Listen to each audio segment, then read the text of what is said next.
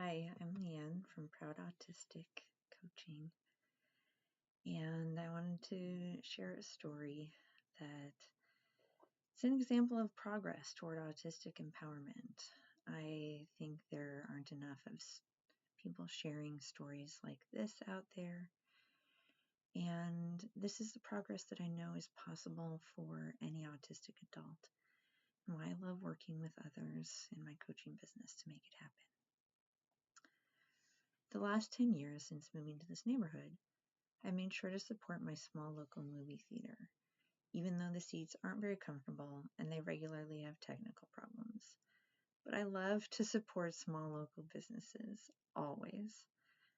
Unfortunately, I said goodbye to this theater a couple of months ago because of the ableist way they treated me.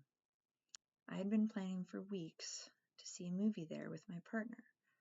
For the past 2 years, I really improved my enjoyment of movies by bringing a few sensory supports in my backpack. Fidgets, earplugs, a sweatshirt, a hat, and a small weighted lap pad. So I was ready. I've been doing this a while now, every time I go to this theater. We were headed into Theater 3 right on time when a man who seemed to be a manager came up to me and said I couldn't bring my backpack in the theater. I replied that I'd been coming to the theater with my backpack for 10 years and had never been told that. He said it's always been their rule and it probably wasn't enforced well. At this point, I flashed back to an outing a few years prior when I brought my kids to a natural history museum. When entering, the employees told me that they don't allow backpacks, and I had to put mine in a locker.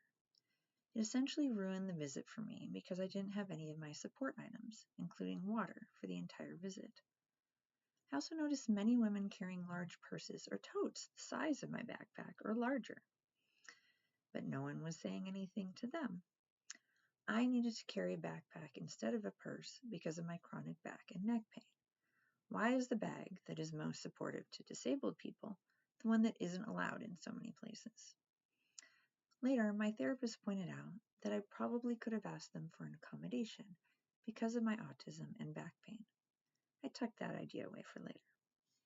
So here was my chance, and why I was remembering that moment. I told the man that I needed the backpack because it contained accommodations for my autism. He did not care. He replied that he couldn't make any exceptions. Yet, hadn't he just said that this rule wasn't consistently enforced? And he asked if I could just take my backpack back to my car, which was 2 blocks away, and bring whatever I needed in my arms. Oh, yeah, okay, why hadn't I thought of that? Why do we even need to bring bags if we can just carry everything in our arms? I was livid. As you can tell, I'm still upset. I told him that I couldn't do that, and this was discrimination against disabled people. Why he couldn't just search my bag for whatever contraband snacks he thought it contained, I'll never know. And actually, it didn't even contain any snacks that day. So I asked for a refund and reiterated that he was being discriminatory as he continued to deny this while ringing it up. We ended up driving to the big multiplex downtown, which luckily had a showing a half hour later, where no one cared about my backpack and I enjoyed all of my sensory supports to the fullest.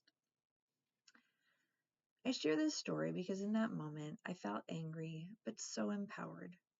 Contrast that with the old me who didn't understand my comfort needs and let others force me to not respect them.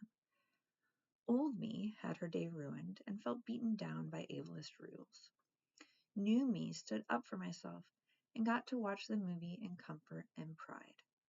I want this empowerment and self-advocacy for every other autistic adult too. So I hope this story will help you get there. Bye.